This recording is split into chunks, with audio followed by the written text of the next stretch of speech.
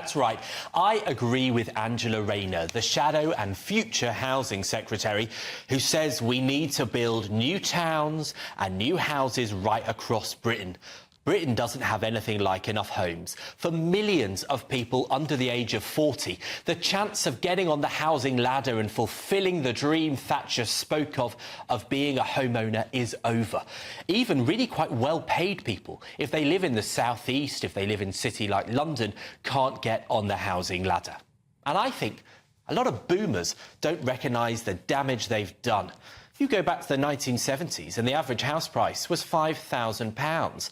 The average salary was £1,000. Well, I'll tell you what, now it's £250,000 for the average house. If you live in London, you're looking at £600,000 or £700,000 for a little flat.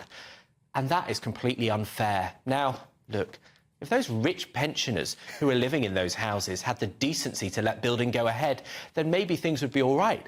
But the people who got rich living in their big houses are blocking people building.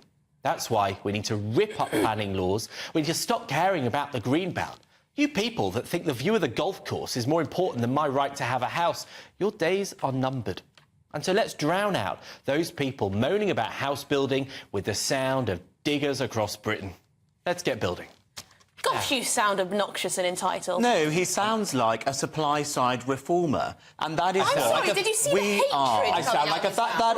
Exactly, precisely. This is exactly what Liz Truss wanted to do. By the way, it's what Theresa May tried to do. They wanted to reform planning regulations to allow more homes and more development to happen in Britain. So, Benjamin, I'm right behind you on this. You sound like a right-wing Thatcherite, and congratulations on coming over to the dark side. I'll tell you what it sounds like. You sound like someone with a vehement hatred of old people. You sound like someone with a vehement hatred of those who actually built this nation into what it is today. They didn't sit on their behinds writing for a newspaper or coming on a TV show. They actually put the work in. No, they sat in their homes. Yeah. They sat in their homes whilst quantitative easing went on, and they saw their asset prices go up, and that is how they paid interest rates higher than what we're paying now. That is how house prices have risen. These people haven't worked for their houses to go up 10, 20, 30% in value. Are you suggesting that? No, I'm talking about once they're living in the house. The prices of the house is going up since the year 2000 by 10, 20, 30, 40, 50%.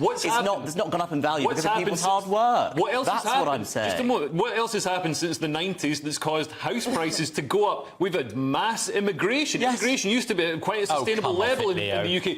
Come on, we had like over 1 million visas issued last year. Leo. You think, nobody needs to live in a house when they come here? They bring a semi-detached house with them? It's an absolute nonsense. All the people coming into the country are pushing up Leo, prices for everybody. I think Britain is rich because of immigrants. But if you have a problem with that... Richer in terms of GDP, but not richer in terms of affordable housing. Do you have a problem with all the greedy landlords who've bought 10 houses to rent, and that's why others can't get one for themselves?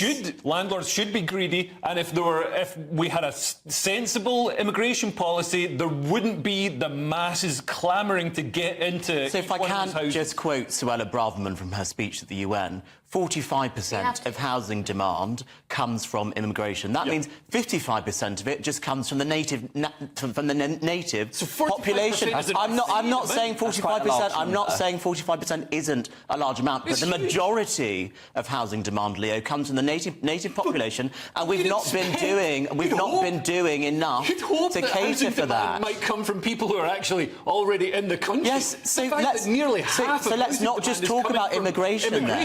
No, immigration is clearly the main driver of housing. You just said 45%. It's not the major thing. It's not the majority of it, is it? Are you nuts? So, like, we've got the people, all the people in the country that are already here are just driving 55% of housing demand. So that's, I mean, to me, that's an insane amount for just the small proportion that are coming into the country. Leo, driving 45%. I did my degree, as actually I think Albie did, at the London School of Economics, a place that has 70% overseas students. Well, they need to close that down and turn it into flats. It has the highest graduate income of any university in the country. It produces people that create businesses worth billions of pounds in some cases. And that is what immigrants do. Yeah, I pay a lot of tax and happily so. But I tell you what, it's still hard to get on the housing ladder because you've got people hoarding houses. You've got people who don't have a family living in a 5-bed house. They should sell up and downsize. Benjamin, God. Well, a big reason why people don't sell up when they want to is because of stamp duty, which is hugely punitive,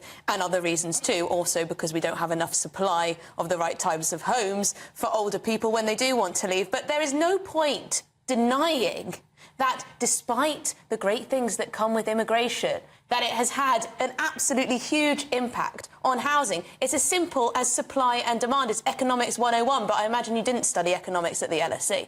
So it's just ludicrous to deny that that's an issue. And the problem is successive governments have seemed to think that they can have record levels of immigration and only build a couple 100,000 houses each year. But it's absolutely absurd. And I'm sorry, but it's young people. Believe that. It's young people. Hang on, let me finish. It's young people who are so pro almost open borders. And I think they need to actually have a think about what they're saying because it's pushing up prices. Look at rental prices. It's not governments. You've got people lining their pockets with Werther's Originals, blocking new houses from being built. And I'm sorry, but I think they should be confronted on it. I agree with NIMBYism is wrong, and I agree that planning regulations need to be looked at, but I also think you're in denial. I think you need to leave not in any people river alone.